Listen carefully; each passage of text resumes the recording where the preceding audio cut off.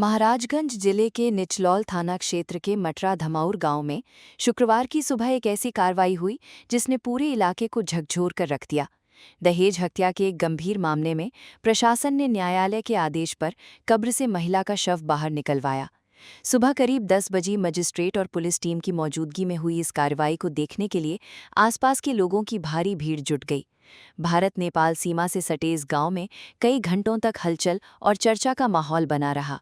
प्रशासन की इस कार्यवाही के पीछे एक पिता की वो शिकायत है जिसमें उसने अपनी बेटी की हत्या कर शव को चुपचाप दफनाने का आरोप लगाया है। कुशीनगर जिले के जठा बाजार निवासी अली हसन ने 26 अप्रैल को निचलौल थाने में तहरीर देकर मटरा धमौर गांव के रहने वाले गुलशन, फिरोज, ईशा, अफरोज और फयाज अंसारी के खिलाफ दहेज हत्या समेत कई गंभीर धाराओं में मुकदमा दर्ज कराया था। शिकायत में लगाए गए आरोप इतने गंभीर थे कि मामले को तुरंत संज्ञान में लेते हुए पुलिस और प्रशासन में जांच तेज कर दी। पीड़ित पिता अली हसन के मुताबिक उन्होंने अपनी बेटी हसीरुन्निसा की शादी 25 फरवरी 2021 को फयाज अंसारी के साथ की थी। शादी के शुरुआती दिनों में सब कुछ सामान्य रहा, लेकिन कुछ समय बाद ससुराल पक्ष की ओर से दहेज को लेकर दबाव बढ़ने लगा।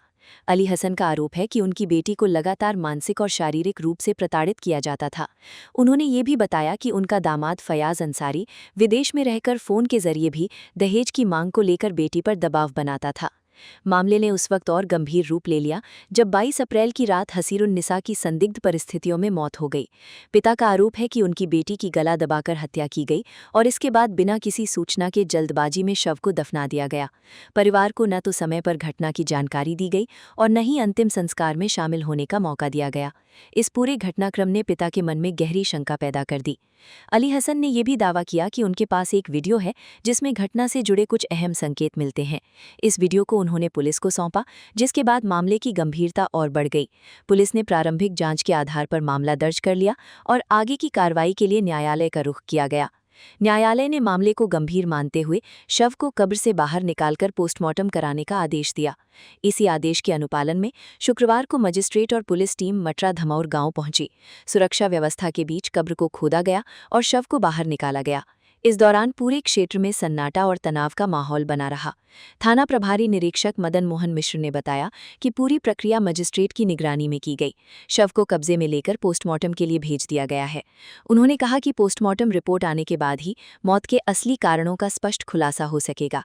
रिपोर्ट के आधार पर आगे की विधिक कार्रवाई की जाएगी और दोषियों के खिलाफ सख्त कदम उठाए जाएंगे। इस घटना के बाद गांव और आसपास के क्षेत्रों में तरह तरह की चर्चाएं हो रही हैं। लोग दहेज प्रथा जैसी कुप्रथा पर सवाल उठा रहे हैं, जो आज भी समाज में कई जिंदगियां निगल रही है। वहीं प्रशासन का कहना है कि मामले की निष्पक्ष और गहन जांच की जा रही है। किसी भी दोषी को बख्शा नहीं जाएगा और साक्ष्यों के आधार पर कड़ी कार्रवाई सुनिश्चित की जाएगी। फिलहाल पूरे मामले की निगाहें पोस्टमार्टम रिपोर्ट पर टिकी हैं, जो इस सनसनीखेज मामले में कई अहम राज खोल सकती है। एक पिता को अपनी बेटी के लिए न्याय मिलने की उम्मीद है, जबकि प्रशासन पर भी सच्चाई सामने लाने की बड़ी जिम्मेदारी है।